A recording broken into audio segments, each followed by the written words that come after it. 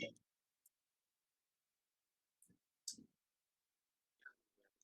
name is Steve. I'm the director of the New Degree programs.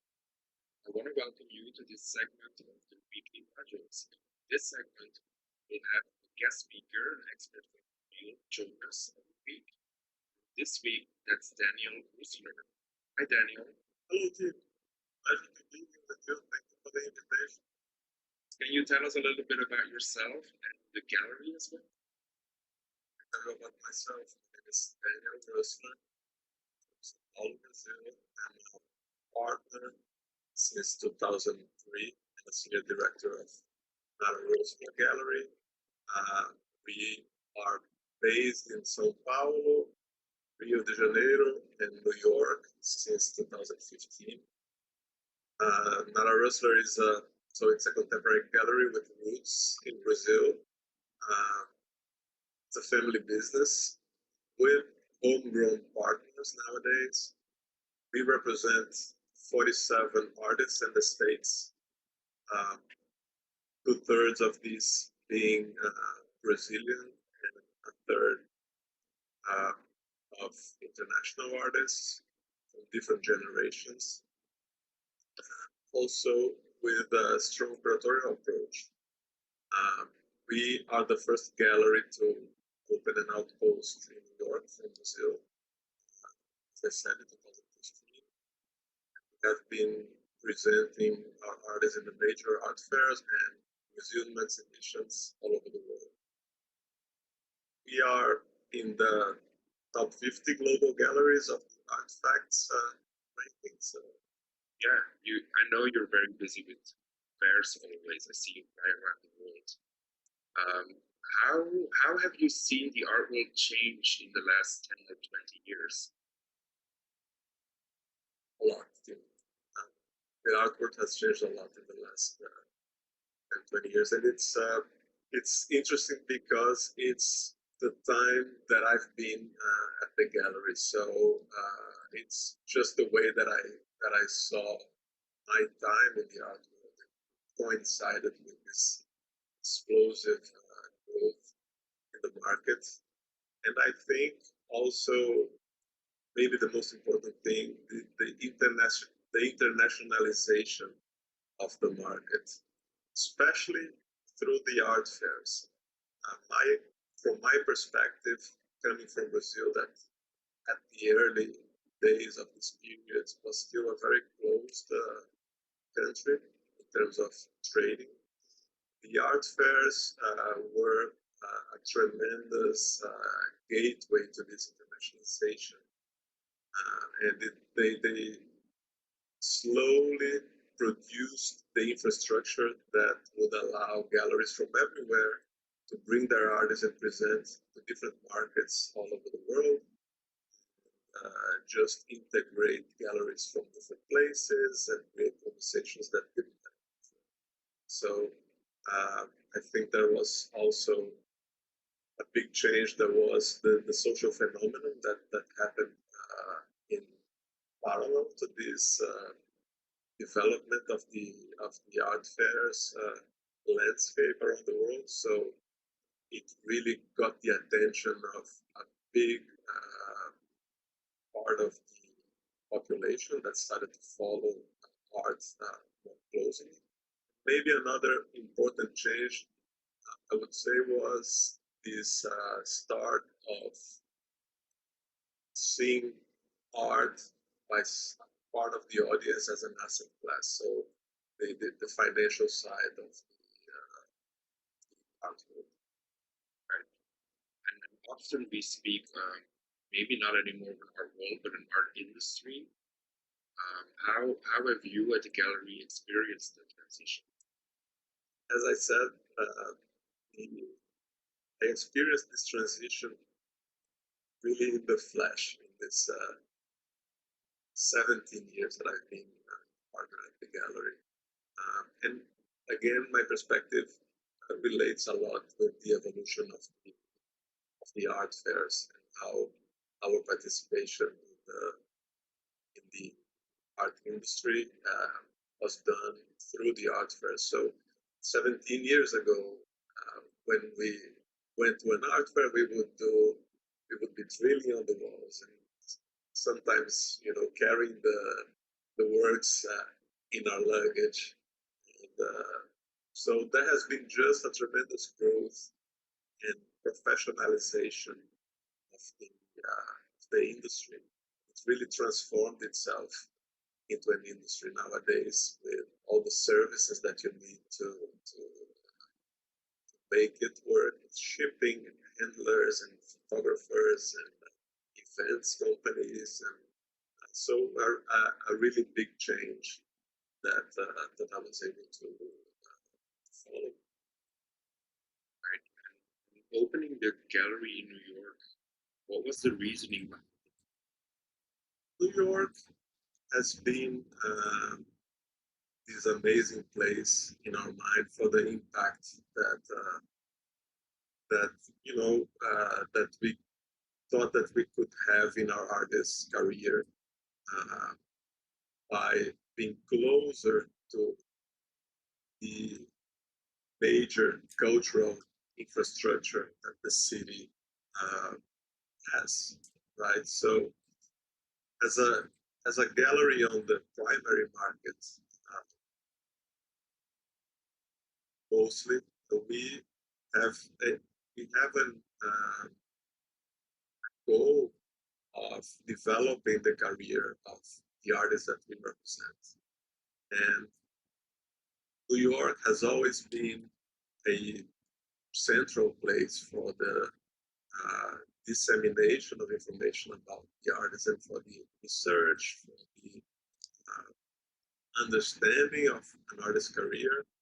And we did a little bit of this work by participating worldwide in art events and by hosting people in Brazil also eventually, especially during the biennials and during the art fairs there. But we wanted to be closer, be able to have a bigger impact on the career of our artists. And so we started slowly to plan a way to have a presence in New York. And we ended up being the first gallery from Brazil to open outpost in New York. From there on, we slowly moved this presence in New York to, to a bigger footprint. We are now about to open our new space in Chelsea this January, which we're going to have more space to do more adventurous shows and to be able to present these artists in a more interesting light, with beautiful space, closer to the community of the galleries here in Chelsea. How have you seen the type of collectors change together with this art world that you I think that the most important thing is that there has been an explosive growth in the collectors base. So in this new base of collectors, you have many different types of collectors. So it grew basically to all types of directions, from the very sophisticated collectors with art advisors and research, being very surgical in their choices, to a bigger base of collectors that got interested in contemporary art and were able to start collecting and evolve with that, and also in different price points, right? So the art market, in a way, because of all this evolution in the way that it operated, an expensive way to participate in all these art fairs and to be able to use the services that have been provided now by the art industry.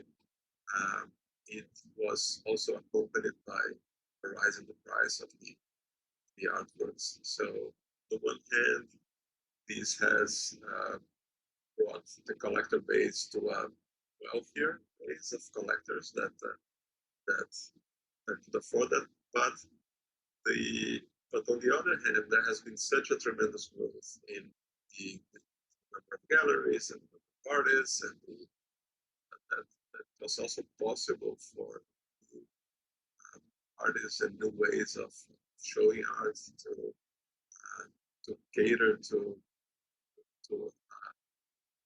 a level of collectors that is also don't have the deep pocket needs of some of the collectors that are behind it. So it's been really a big change on the base of. And are there any pain points in the art industry that you see, and how do you remedy those? How I would remedy the pain points, but we are in the middle of the pandemic, and I think that there is a big pain point in the whole of this infrastructure, which is the big uncertainty which the art fairs found themselves in. We are basically 1 year with very few art fairs. So not only the companies that operate the art fairs are in this kind of a delicate situation trying to reinvent themselves, but also the whole infrastructure that was built around the art fairs with the warehouses and the shipping companies. So that initially provided for an infrastructure that would make galleries from everywhere in the world present their artists to collectors also everywhere in the world.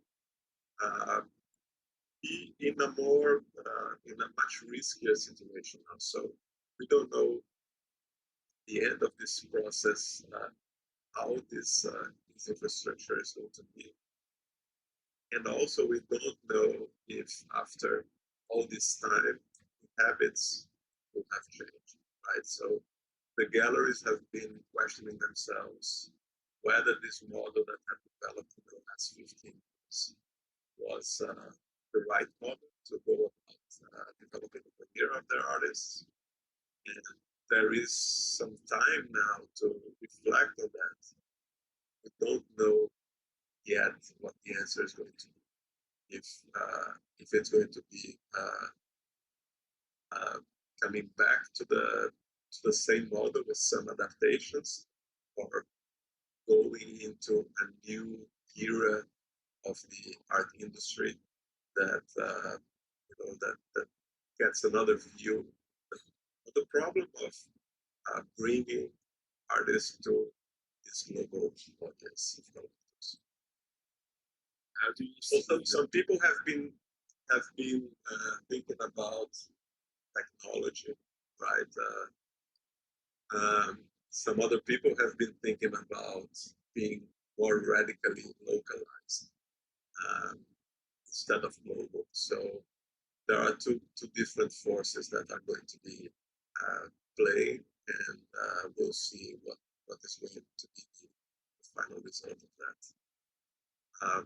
I think that ourselves, from Nara Rustler, we think that it might be a bigger challenge on the globalized world, and we are